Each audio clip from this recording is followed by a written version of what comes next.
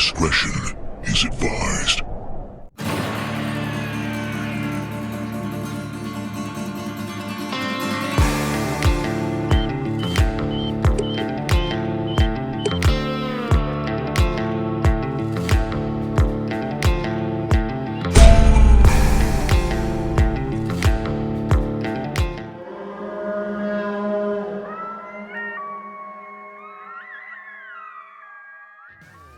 Hey guys, welcome back to the channel. We're out here in the bunker, and today we're going to take a detailed look at the guide thermal, specifically the TU651 LRF. I've had this for about a month. I've gotten a lot of use out of it, and we're going to look at this in detail. I'll show you guys its features. I'll show you how I was able to use it out in the field. We'll look over some of the pros, cons, and hopefully by doing that, that'll give you guys a better idea of whether or not this product is right for you if you're in the market for a higher end thermal. The guide TU651 LRF comes in at 34.9 ounces and the overall length is 15 inches. This has a 30mm tube. Built-in rangefinder is good out to just about 1,600 yards, and the sensor resolution is 640 by 480, and the display resolution is 1440 by 1080. This records at 50 frames per second, and it holds 128 gigabytes of memory. This unit did come packaged very well and does include a custom carrying case, which is perfect for traveling. It has a quick start guide as well as the two rechargeable lithium ion 18650 batteries, as well as all the cords and plugs that you'll need for this unit, as well as the 30mm rings to get this unit mounted to your gun. This unit does have a 50mm objective lens, which is adjustable here, and that's going to focus from about 10 yards out to infinity. And I like the fact it does not have a throw lever. Some of the units that I've used that do, you set it down in the field, sometimes it'll get moved, and when you shoulder the gun quickly, maybe to make a shot, the scope will be out of focus. And so I like the fact that this is not terribly easy to move and it'll stay put on you out in the field. This does have a dust cover, and this is plastic construction. That's one thing that I'd like them to change. It'd be much nicer if it was metal, and it'd be much nicer if it folded flat. Because if you set this down with it open, it's possible that this could break or crack. This is the built-in rangefinder, and this is good out to about 1,600 yards. I have tested, it is very accurate, and it is very critical to have something like this for night use where it is very difficult to judge range. And this also has a button here which you can use to activate that rangefinder. Although I use this on the side, you just tap it, it's going to range through the scope, and then you tap it again, it's going to give you your range, and then you can hold it down and it'll remove that and turn the unit off. This is your magnification. You can zoom in and out. It's very smooth, very easy to use. And then this is your top button here on the turret, and this is going to allow you to switch between your different color palettes. You can tap it down, that's going to open your menu, and this is essentially how you adjust pretty much everything in the scope as far as the menu goes. Up on top you've got your power, and you've also got your picture and recording. You hold this down, that's going to turn the power on. If you want to record, you're going to hold down the record button. If you want to take a picture, you're just going to tap that, and you're going to also hold this back down to end your recording. Off to the right side of the unit is your port here, and this allows you to plug in a HDMI cable if you wanted to use an external monitor, and you can also directly charge this unit like I do. On a lot of my hunts, I'll plug this directly into a small power bank that I keep in my chest rig, and so I really like that feature. And you can also use this to directly plug into your laptop if you want to interface with this and download any of the videos or images. But you can also connect the app and do it that way, which I found is pretty easy as well. This is where your external battery is. This is a 18650, pretty much a custom battery, and this will interface in here. It does have a built-in 18650, and this unit will actually run without this battery in it if you wanted to, for some reason, do that.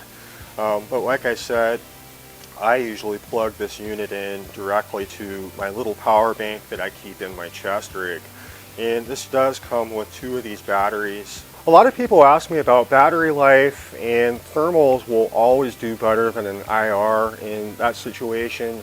It's not taking that much energy to run the sensor, but keep in mind in cold weather, lithium ion batteries never do very well, and so they say you're going to get just about 12 hours, but I expect to get just about half that or less in cold conditions. To get into your quick menu, you're going to short press the top cap, and that's going to open up part of the menu. That's your color palettes, your ranging display. You got your zeroing distance, in this case it's 50 yards.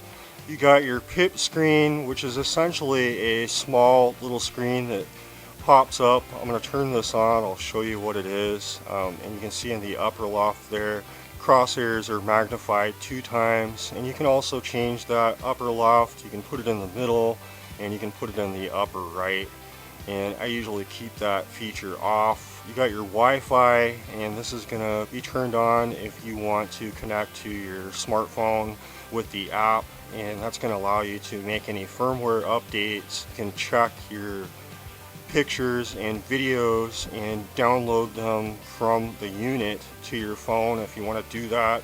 And you can also control pretty much every aspect of this scope with your phone using that app, and so it's kind of a nice feature, and it's very easy to connect to, and I will show you that. This is your hot track, which I keep off. This is a feature that a lot of units have, and essentially when you turn that on, it's going to have a little circle that's going to buzz around, and it's constantly trying to find the hottest point of interest of whatever it is you're targeting. I found it to be a bit busy and really not a feature that I've ever wanted to use. This is going to save energy. I usually keep that off. You know, I usually plug this into external power bank. If you're going to turn that on, it's going to lower the screen brightness, and you won't be able to use Wi-Fi. To get out of that screen, you're going to just tap the power button, and if you want to long press the top cap, that's going to open up your main menu. This is going to give you your screen brightness settings, your image settings. You can really adjust the brightness and contrast. You can turn on the image enhancement. This is where you're going to get into be able to create different profiles. I've got this on configuration A, but you can go all the way B, C, D, E, F, G, H, I, and J. You can create different profiles for each one of those if you're going to be using this unit on a lot of different guns. You can also change your reticle style. Number 1 is just a little X. 2, 3, 4, 5, 6, 7, 8, 9, 10, and I usually like to keep it on 3. And you can also change between the colors. I like white. You got red, yellow, blue, green, black, and you can also change the brightness of that as well. And this is going to be the pattern for your rangefinder, which you guys will see later in the video. The audio, you can turn that on and off. You can also set this up to start recording whenever you take a shot, but I like to manually control that myself. Your time, your date, you can choose whether or not you want the watermark on the recording. You got your charging indicator. I usually keep that on just so I can monitor how my batteries are doing. And this is basically your time format, time settings, your date, and the remote control is, as I mentioned, the setup here for the button for the rangefinder, but I usually use the side cap here for that. It seems to be a bit easier for me to reach, but you can turn that on and it's going to allow you to use the button that's on the rangefinder itself. And you also have the ability to format. If you've got too much stuff stored in there, you can go ahead and do that.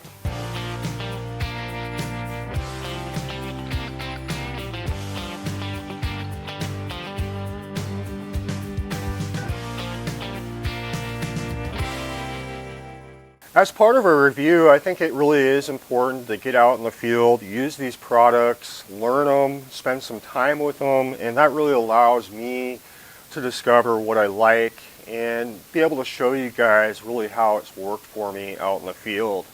And I was able to get out on a coyote hunt with this, had a lot of success, and I'm going to roll a collage of video clips for you guys so you can kind of look at it, you can see the image quality, you can kind of see how I was able to use it. And so I'm going to roll that and then I'll bring you guys back and we'll go over some details that I've noticed about this unit.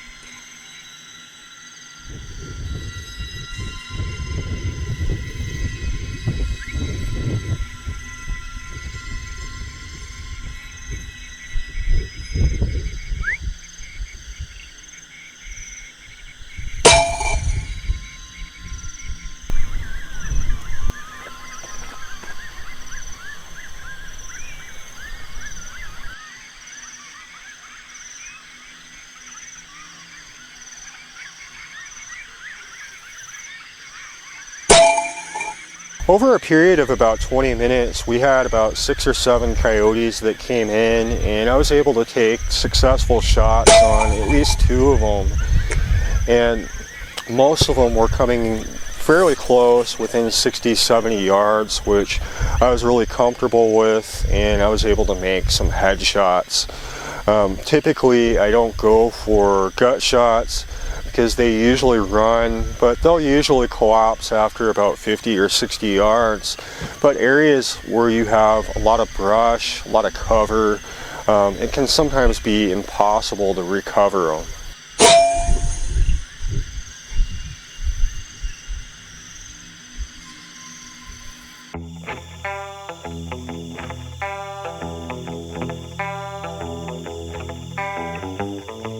Being able to switch between different color palettes, different colored reticles is really important when we're out in a hunting situation, because we really need to adapt to our environment.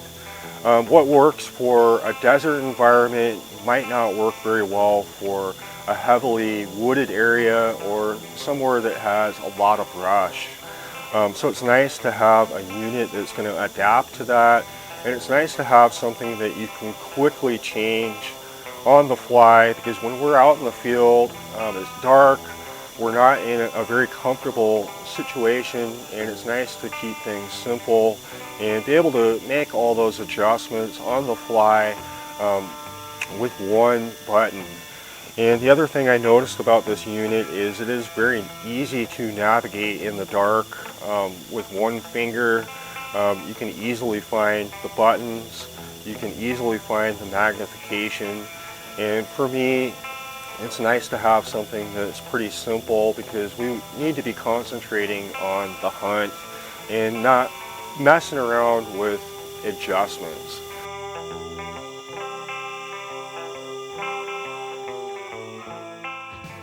Being this is the Gen 2, it does have the updated firmware, which allows you to run the new TargetIR Ballistic App through your smartphone, and you're able to create custom ballistic profiles for various different guns that you might be using. You can save them. You can go through known bullet profiles from various different manufacturers, or you can customize your own. And this is very nice with the built-in rangefinder, because it's going to show you your holdovers at various different ranges, which for airgun use is quite critical. I found this app to be very easy to use. I'm excited to use it more out in the field on future hunts. And I will say it was very nice on the coyote hunt, because I was able to download that video into my phone, and I was able to directly share that with some friends of mine.